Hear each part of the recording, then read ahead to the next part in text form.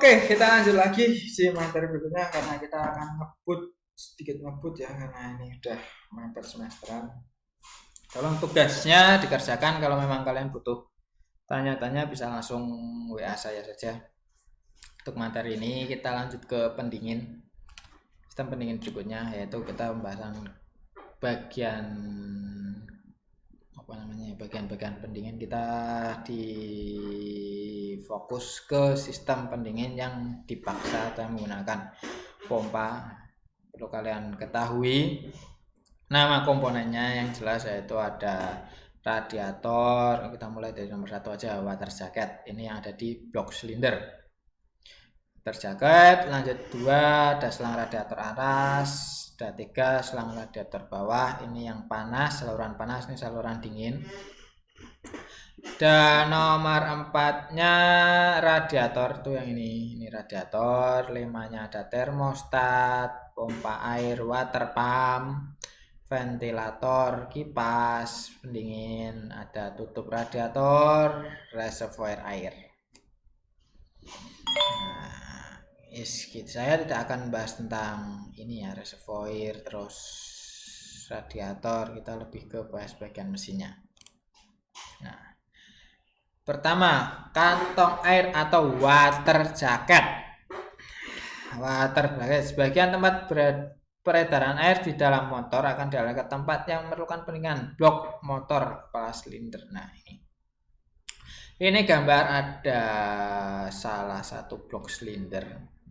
Yang perlu didinginkan itu pertama blok silinder. Ini ada namanya water jacket. Ini piston, dinding silinder, ini water jacket kanan kiri.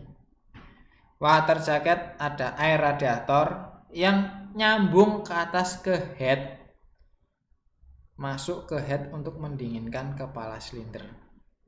Karena kumpulan panas yang sangat besar itu antara blok silinder dan head, maka di bagian inilah yang harus didinginkan.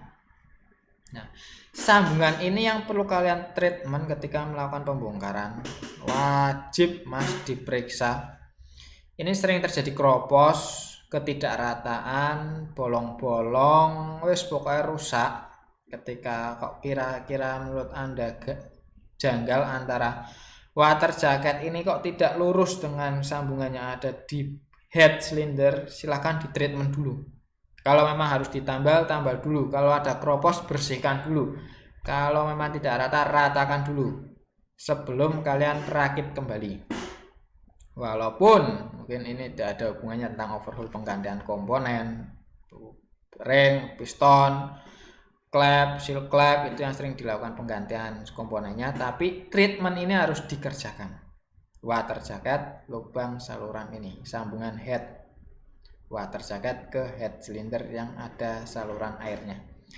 Yang sering terjadi ternyata lupa di treatment, akhirnya bocor saluran air ini masuk ke mesin, atau kompresi udara ini masuk ke water jacket. Kompresi udara yang ditekan piston, diledakan, ini udaranya masuk ke sela-sela air radiator atau water jacket. Ini akan sangat mengganggu atau merusak sistem pendingin. Mesin jadi cepat panas, overheat, dan lain sebagainya karena lupa untuk treatment ini. Selang juga ada masanya, karena selang panas itu bertekanan tinggi, selang dingin itu enggak terlalu tinggi, tapi yang jelas kalian harus melihat apakah selang ini bocor atau tidak.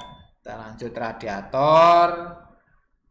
Ketika pembongkaran mesin ya enggak perlu kalian periksa terlebih, yang penting tidak ada kebocoran lah. Orang bocor ya aman. Reservoir juga nggak ada bocor. Nah, ini yang perlu kalian awasi juga ketika melakukan pembongkaran. Bukan dicek ketika proses perakitan, tapi setelah selesai, setelah dipanaskan, setelah mesin bekerja normal, kamu cek tekanan ini bekerja sesuai kebutuhan atau tidak, atau sesuai standarnya atau tidak. Kap ini akan membocorkan radiator menuju ke reservoir sesuai spesifikasinya. Ada yang 0,9, ada yang 1,1. Nah, kalian periksa Kejadiannya ketika setelah pembongkaran ininya tidak dicek, ternyata tekanan pada sistem pendingin berlebih karena gasket ini belum mengering atau masih baru, masih basah. Tekanan berlebih itu mendorong di sini terjadi bocor. Lah itu yang kadang terlewatkan. Nah, lanjut kipas sekarang modelnya udah macam-macam, ada kipas kejang yang bisa berputar sesuai panas dinginnya. Nah, panas yo berputar sesuai putaran mesin, nah, dingin dia tidak berputar, mesinnya berputar. Ada yang model elektrik, ada yang model masih satu frame dengan crankshaft. Nah, ini pompa air atau water pump. Ini yang penting, Mas. Ini fungsinya untuk mengalirkan, memaksa aliran pendingin itu bersirkulasi. Ketika kalian pembongkaran, dicek, Mas, dia berputar secara halus atau tidak, normal atau tidak. Yang kedua, ada keropos atau tidak. Yang terakhir, dicek seal-sealnya ada bocor atau tidak. Jika ini ada bocor, keropos, seal-sealnya tidak, udah mulai lemah atau mulai lumeng, nah ditakutkan ini malah nanti menjadi masalah ketika mesin sudah dirakit kembali dan dinyalakan. Wajib diperiksa, dipastikan semuanya oke. Nah, yang tidak kalah penting yaitu ada termostat. Ini yang membatasi jalur atau pintu air radiator bersirkulasi di water jacket head, terus water pump atau air dialirkan ke radiator. Ini yang menentukan air hanya bersirkulasi di mesin atau air bisa mengalir ke radiator untuk didinginkan.